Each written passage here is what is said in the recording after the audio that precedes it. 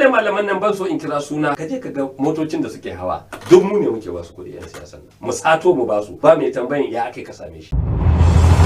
Wato ya kai ga yanzu a Najeriya duk wanda zai fito ya hudu wani abu to ya rande da alkur'ani ba wani yake sayan ba wani ne ya sa shi yana yi mashi ba wanda har da malamai a ciki mutum ya rande da alkur'ani wani da ya zo gidana bai kawo min kokobo ba in kuma ya kawo a miliyan 5 bani jama'a ga kuɗin ku. Akwai masarantuwa. Akwai